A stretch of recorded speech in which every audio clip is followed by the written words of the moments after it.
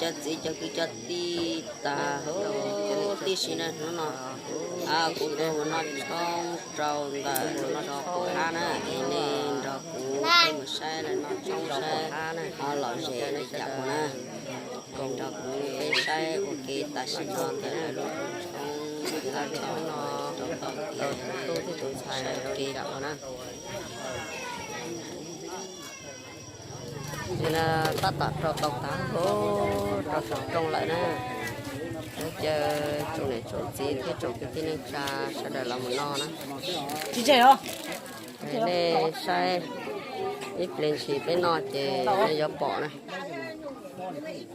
cái này cho chị chỉ tôi chỉ tao xua thế à lúc nào giờ tôi chín giờ tôi xài nè bố anh anh là chị cô người chơi của tôi cho họ lại nói cho tôi đó lại nó không tôi chỉ đọc họ cũng chỉ coi giá tỏ và chế tôi nè để chế lúc nào cũng chế xe tiền này ít trong để chúng chỉ cho một cái ti này trà sẽ đời có lên do bỏ hú tí xí nè thì là một trong là cho con nhẹ cái tỏ lên cho cái tua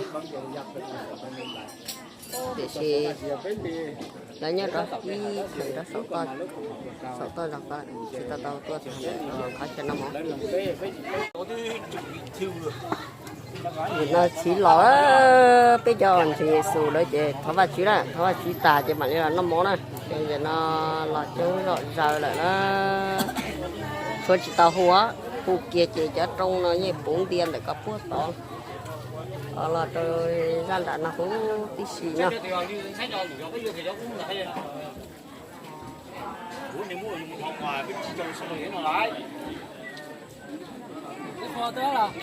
đó kệ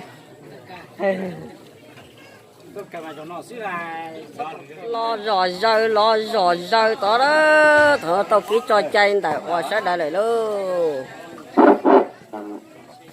lo sẽ lo chưa có nhiều thứ nào sẽ đây là chưa gì hết rồi sẽ đây là xe tài sản tôi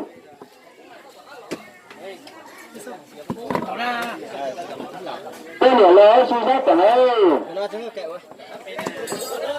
cũng mua cút thâu đã no mà lo cút rủ đã no mà còn đây tôi nữa chứ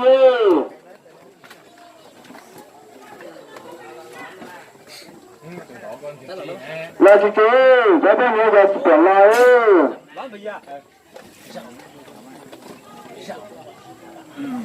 sẽ là tiếp của chú đây cái gì ạ lo rồi chứ thời đời tỏ là đấy mong như là nó冲à rồi như cho tôi nhiều sẽ là chú xưa Hà San đã nó cả thôn thôi đấy. Tin nữa con nó thôi xong rồi.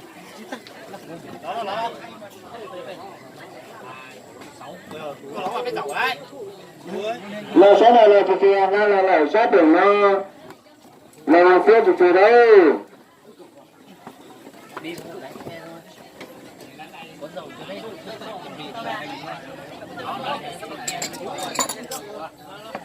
Thế này chỉ muốn nói à?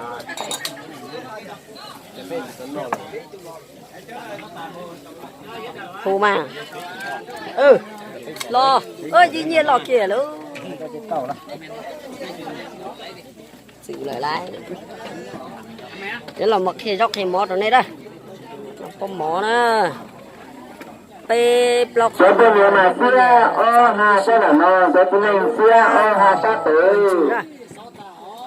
Đó phải nó mà giờ đây ơi cho PC chỉ bảo nó sẽ được chỗ mà ta cứ giải chính đâu ấy tại sao nó sẽ đẩy là nó mỏ rộng về luôn nên sai nó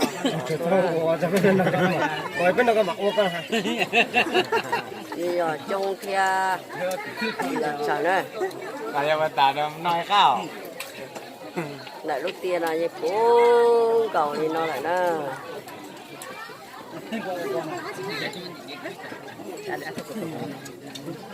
loại gì tà đi đó.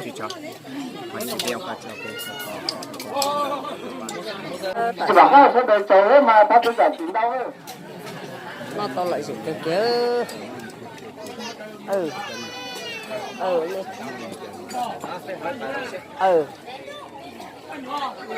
Cho đùa nó mà. Để trồng khó trồng phi nữa này.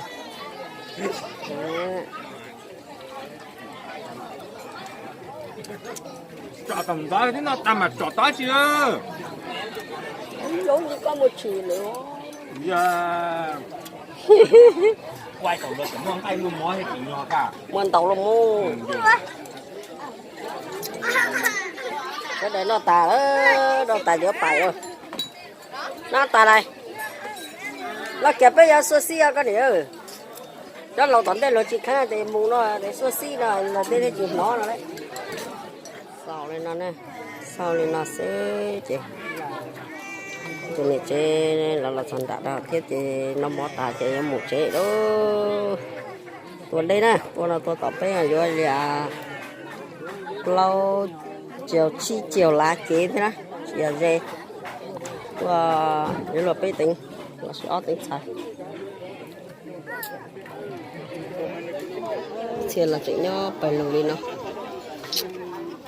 Xây chỉ cho bài lùi theo mong ta tỏ là nhớ rồi sẽ đi nó. Nó tà nè, cho là nhớ nè, cho nó tà này nè. Biết là sẽ sợ nó.